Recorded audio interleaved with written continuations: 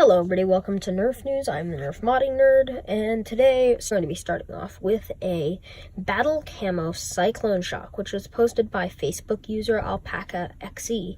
And I'm sorry if I'm pronouncing that wrong, but this is a Battle Camo Cyclone Shock with a cool white and red camo design. This is not your usual battle camo design, but I think this looks really darn cool, even though I'm team blue. This will include 6 white and red battle camo darts.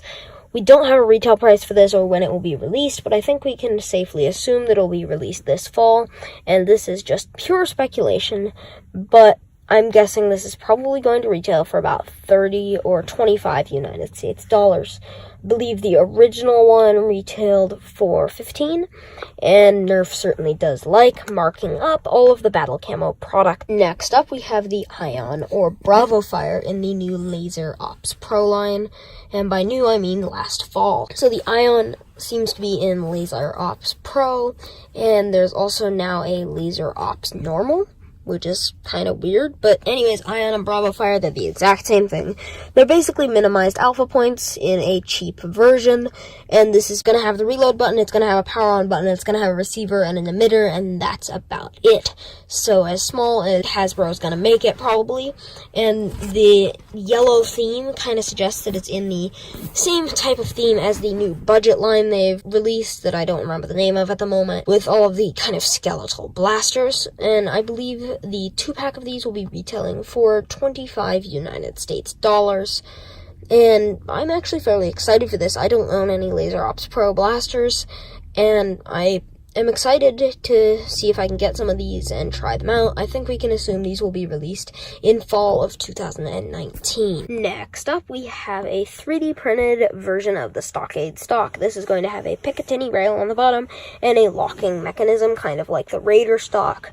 And this is posted by a Facebook user in one of the Nerf modders groups.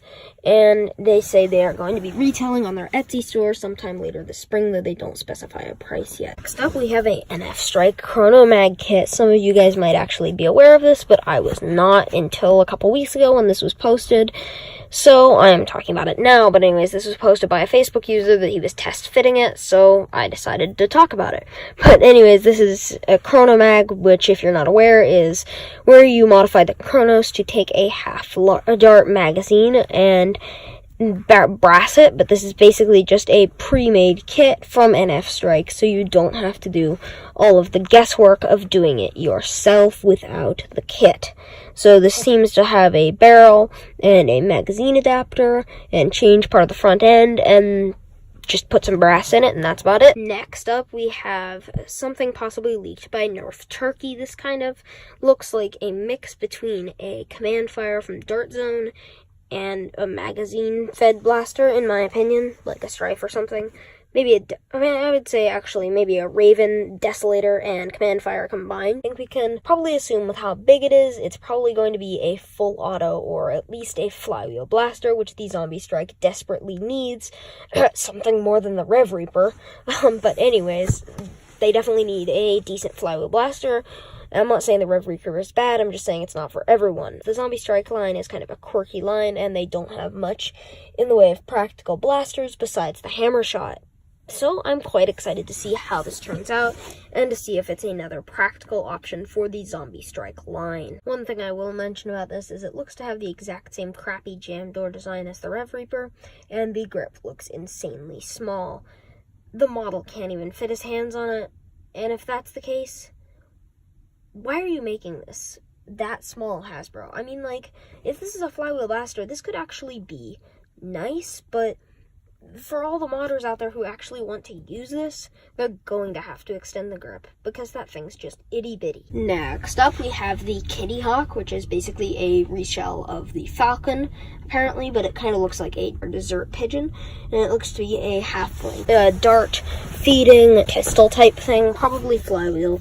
And it also has a stock, which is kind of weird for a pistol because it is very clearly a pistol, but yet it has a stock. So anyways, I don't think anybody's selling these at the moment, but they are available on Thingiverse right now, and I'll put the link to that in the description box below the link for the Facebook post that talks about this. Next up, we have a shortened Caliburn made by a Caliburn user. This is basically just a miniature caliburn with a shortened draw and shortened everything, and it is half dart compatible only, so for Talon magazines, but this is 180 FPS with a 3.5-inch draw, and the files are now available on Thingiverse. And just a note, this will be using the original actual caliburn parts, so they just will be cut down, so if you're going to make this, you should have parts that you can use to cut metal. Next up, we have the rival Perseus MXIX 5000, which sounds like it's going to have a 50-round hopper based on the naming scheme that Hasbro is using for the rival blasters, and this is very interesting because I think this will kind of be a mini nemesis. And I know last week, I think it was, I said that I thought the front guard would be a magazine holder, but now I'm thinking that's probably going to be the battery, and I think the top is going to have a hopper type system. So I have new Nitro blasters. Yay, Nitro. If you like Nitro, good for you. There's no more blasters coming, but most people I don't think really like Nitro, so I'm not really going to talk about that unless people want me to. Also, we have something else very interesting. It sounds like the return of the Dart tagline, and just a note to everybody, if you don't know already, this is the 50th anniversary of Hasbro, and so it seems like the perfect time to bring back Dart tag, but just something to say, we haven't seen Dart tag on shelves since 2013, so it seemed kind of weird.